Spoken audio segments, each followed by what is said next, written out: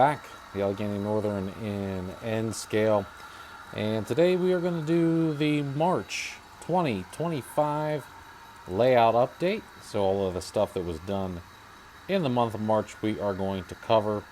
And yes, we do have some trains finally filling out the layout, and it was kind of nice to get back into the box housing all of the trains and start digging out some stuff that's actually never even been on the tracks before, like these weathered from micro trains C&O gondolas with the scrap. Actually, that's not scrap, it's coiled steel load. So those are, they've never actually run a train, and now we've actually got them out there. But let's go and take a look at some of the stuff that got done here in the month of March. I know it's just a silly task, but it was an important task because my train station was getting bounced all over the layout, and I was like, this thing needs to get to its home because I've already broken off one canopy and didn't want to break any more off. So I built the platform that will eventually house the entire sort of downtown station city scene. And the idea behind this was that I could hide one of the reverse loops in a downtown scene. So when this is complete, what we're going to see here is we're going to have the station.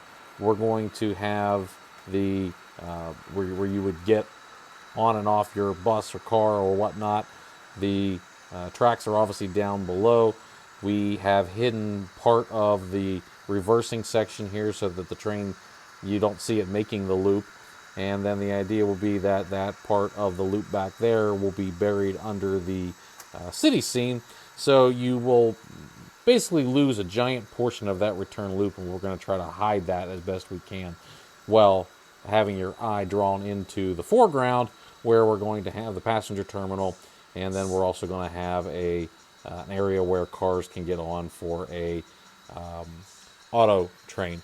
And then if I can just peek you under here for just a second, this was designed sort of like a tunnel, and that way I could put a little bit of a detailed interior in there, at least for the first part. So if you looked inside, you would see a tunnel, and you wouldn't see just, darkness. You could see some of the concrete and brickwork.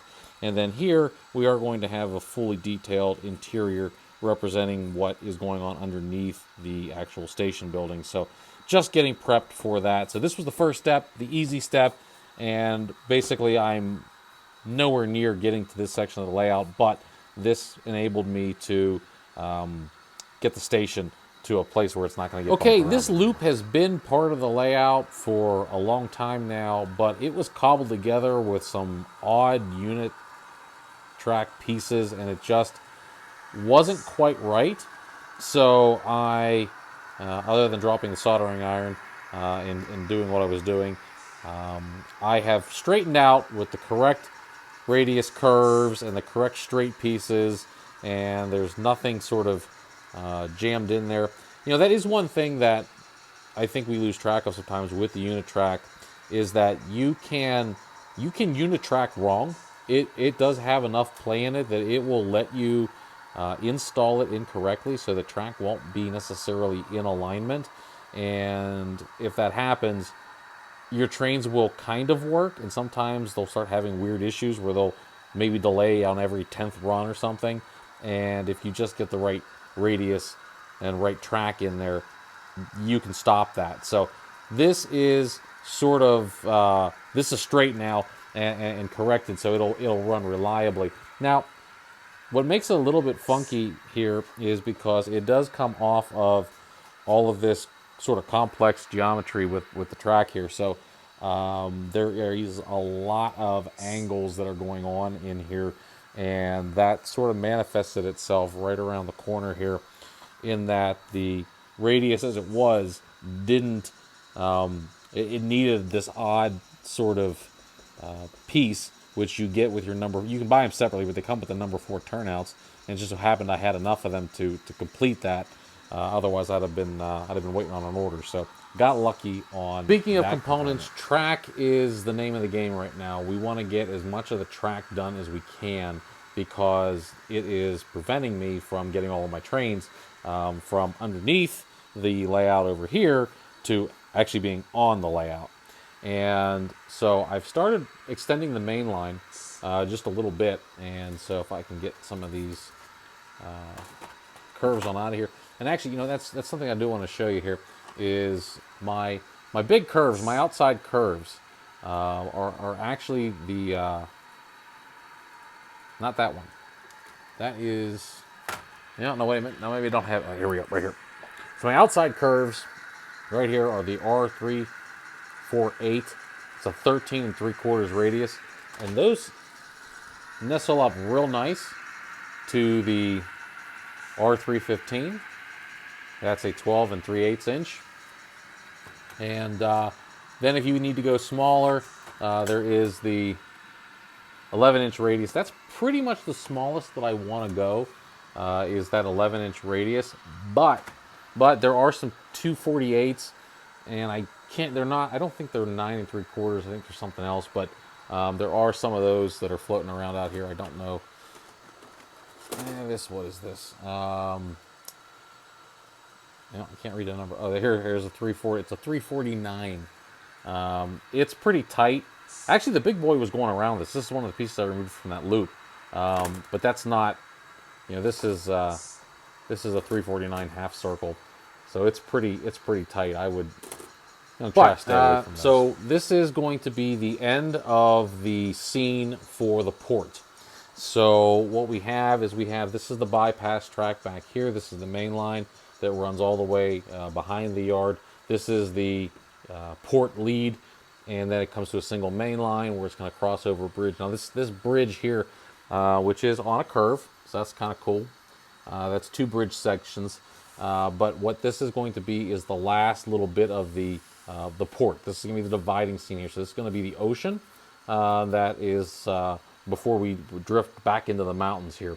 And this is going to be single main line all the way down. It's going to have a passing siding, coal tipple, stuff like that. So we're gonna change locales real quick here from coastal to mountain, and I'm gonna show you how we're gonna do that and make it look decent. But here is the final layout for the yard. So in the back there is the main line that's passing all of this and all of the stuff that I keep moving around on my layout to get it out of the way. And a couple of scale trains just sitting there waiting for work. That's a pretty nice pair that we're going to have running. But this is all set up, cut, ready to go. The bridge is not shimmed yet, so it's not quite. You can see it's sort of needs to go like that.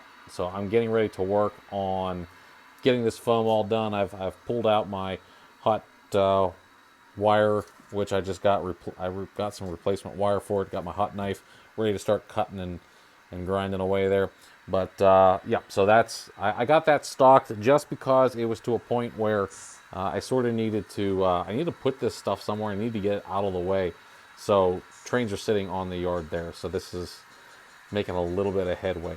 This is going to be ocean all up front here, and obviously that's going to be as well. And then this area here is going to start. There's going to be the edge of the port, and then we're going to start the ocean here. So all of this fascia's got to come off. This has all got to get reworked, but we're not really working on this scene now, so that's good enough for okay, I finally had enough of the bumpy track over here. Yeah, it was working, and it wasn't necessarily a major problem, but you can see I removed all of the shims and whatnot, and that's because I got the foam sort of evened out between. You can see the work that was done there. No, it's not pretty. It doesn't need to be. It just needs to work.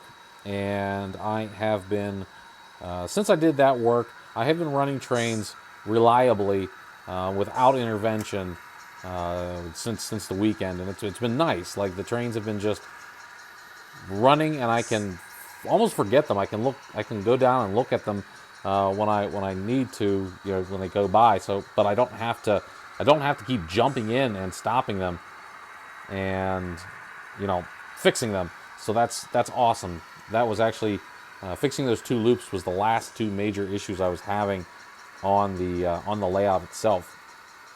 So very happy that I'm up and running. And then I don't know if you saw in the quick shot there, but I do have the scale trains locomotives out.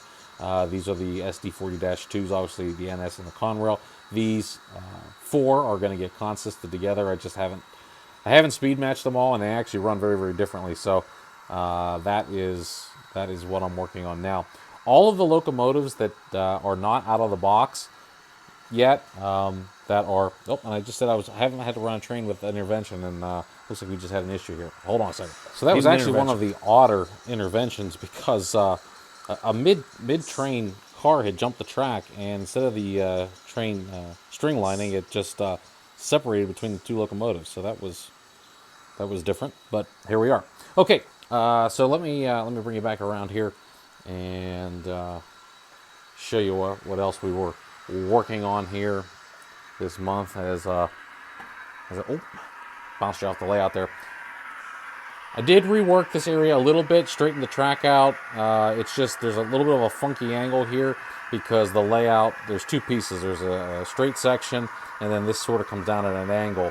And so the bench work is following that, and the layout track was sort of, it was fixed to the layout top, and it was just sort of following it. So got to get this all cleaned up. I got scrap pieces kind of jammed in here and everything else, so we just got to get this all cleaned up, get this back to looking presentable. So I'm kind of working my way along here, and still working on the night scene.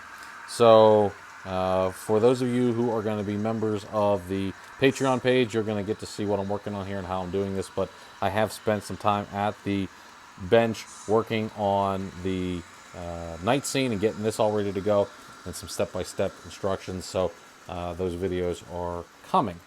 Okay, let's take a quick jump up above, and we were talking about track work, so let's talk more about track work.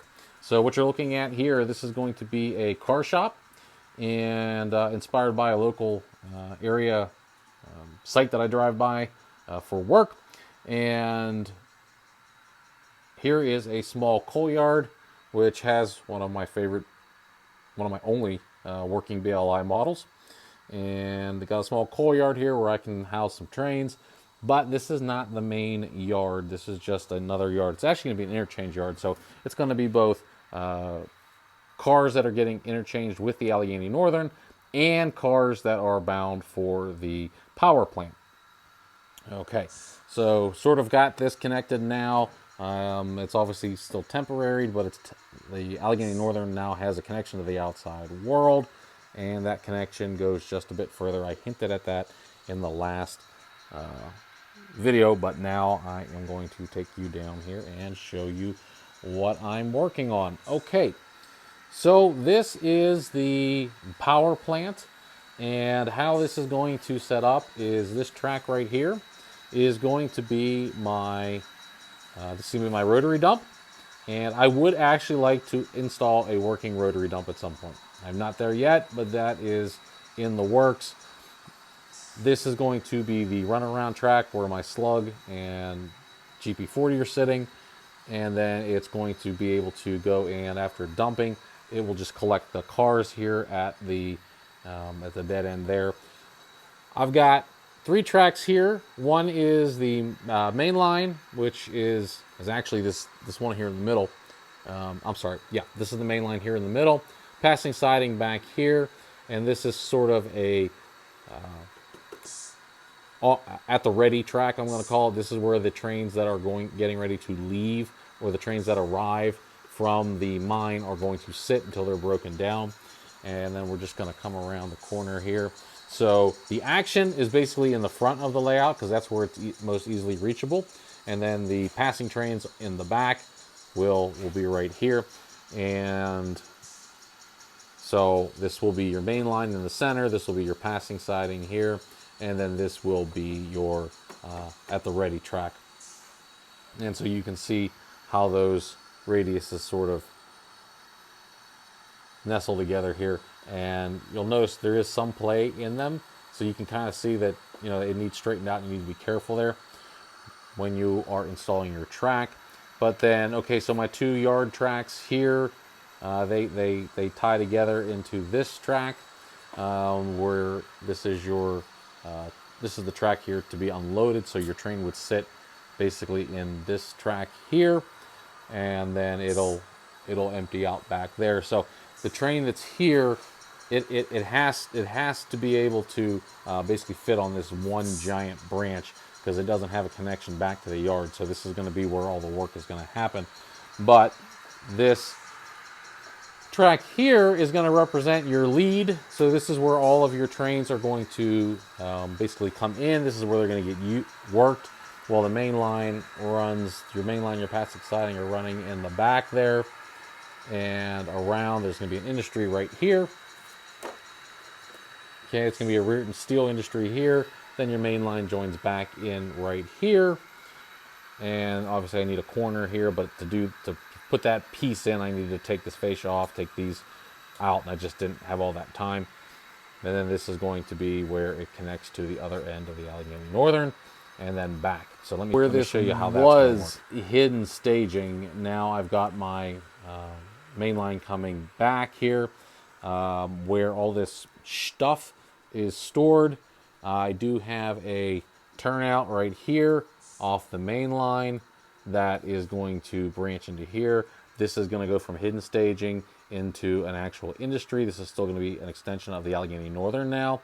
And then, of course, we're back into the yard and all of that good jazz. So that's going to be my reversing loop. Yes, it will have an auto reverse on it, but you can kind of see now why I was talking about in the past layout updates, the last video, that this doesn't have to be run as a loop. It can be run point to point, just because I have that ability. I have all those locations where the trains can go to, and they don't need to circle.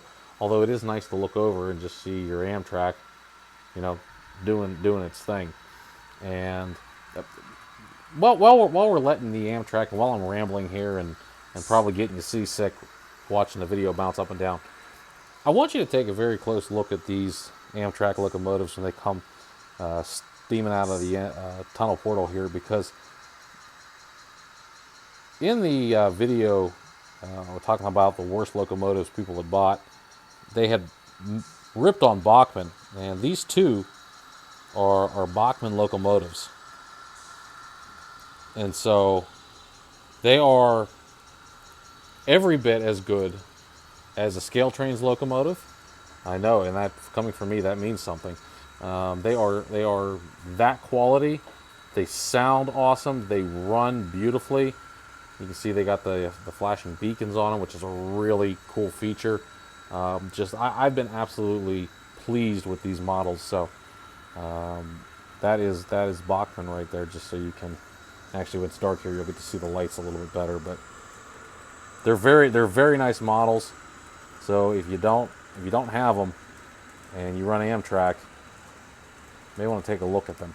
Okay, so this last section is actually not an update. It's something I've been working on, and but I want to sort of reach out to you folks out there in YouTube world, see if you know what the issue might be. So I was having trouble with the auto reversing section on this section of the layout, and I checked all the wiring. I have modified the wiring full-heartedly, actually, because it didn't need modified after looking at it. But what I'm experiencing is something that I don't know how to explain other than a short circuit. So you can see that this Amtrak ran through there, no issue. You can see it got to the end, the switch automatically threw because it's programmed to do that. And in fact, I will in a second here.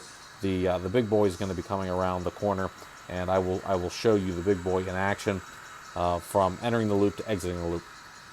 And the reason I'm doing that is because the issue that I'm having is only with select locomotives, and I'm actually beginning to think that there might be an issue with the coupler on these tenders, because they don't seem to want to stay together, and I don't know why this train is pulling apart. Oh, it hit a bump there, that's why. Oh, that'll do it. Okay, so we're going to fix that. But, alright, I digress. I'm going to end up ripping these couplers apart. I'm going to have to get that fixed. Okay, so let's watch the big boy come in and just heads up, the big boy is going to do what's supposed to do. So you can see that it's going to enter. The turnout is set for the main route, and the train is going to exit coming down the diverging route. So everything is looking good. It is running right through there the way it's supposed to. You can see that I have 2 sets of isolated rail joiners right there, and the power feed for the whole loop is right there, so I'm running right over that. Okay, don't pay it. No, never mind to that. That is not in play because the turnout is thrown against it, so don't worry about those feeders. Okay, coming around the loop here. All right, big boy is exiting from underground, and when it gets right to that set of isolated joints, you will see that the turnout will throw. Boom, there it goes, and the locomotive exits. And that is what happens with the PSXXAR SC. Okay, that's what allows me to run continuously. That crossover is what allows me to wreck my trains if I'm running endlessly, carelessly. Now, when the SD35, the GP35 locomotive from Scale Trains enter into that reverse section, I don't get that operation. What I end up getting is that turnout freaking out and flipping back and forth, back and forth, back and forth. And what that means is I'm getting a short circuit. It's detecting a short circuit. And I don't know what's wrong with the locomotive because it runs beautifully outside of the reversing loop. And so it has me very confused. And okay, let me show you what I mean. You may remember these 2 guys from the last video. They got the bullfrog snot treatment, which in my fit of total desperation, I actually pulled off these locomotives. I've got to redo it. But it's because I couldn't get these locomotives to work that I was like, well, maybe that had something to do with it. Turns out, not so much. So, okay, I am going to run these at purposely slow speeds to show you that, well, they don't have any issues. I can control all of the sounds, and both locomotives are running just fine. And, you know, actually, I'm going to speed up just a little bit because it'll never get to the loop if I don't.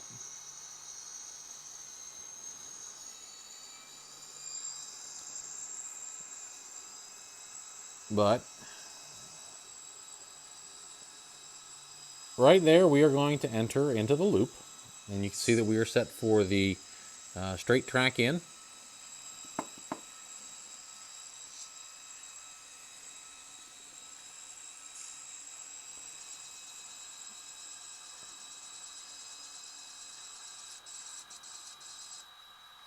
Okay, and we've stopped. Well, now we're going to start again. All right. Just keep your eye on the turnout. Because based on the last video, you know that this turnout should not throw until the train gets back. And there it is, it threw. Okay. And it's going back. And my train is still going. Still running. But for whatever reason, it is detecting a short circuit. Multiple short circuits. And it is freaking out the PSXXAR. I, for the life of me, cannot figure out why it is. It only happens in the reversing sections. And as you can tell, it's still going. It still sounds fine. It's not having any issues other than when it first crossed into this area. And I don't know why. But now what I will tell you is because that thing keeps flipping back and forth, when the train gets to the end, I am going to have a misalignment in my rails, and I will have a short. But the problem is, even with the train entering, if I had cars in tow, those cars are now all over the place. And you can see I'm still flipping, and it's picking up. I don't know if it's an overcurrent on the decoder or what, but I'm not having any issues with the decoder at all. Like, the locomotives are running fine. It is only when I get into this reverse loop that this thing just flips out. And folks, I have checked the online resources. I have checked the wiring to make sure I don't have anything backwards. I have checked everything that I can possibly check, including the locomotive.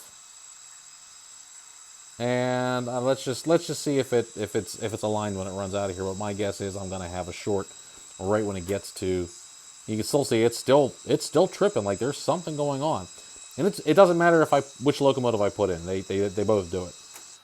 But there you go. I've got a short, and I've got to kind of push it on out of there, which is no good. I shouldn't have to do that, and I don't know what it is that is making it do that. The only thing I can come up with is somehow that decoder is drawing too many amps, and the PSXXAR just doesn't like it.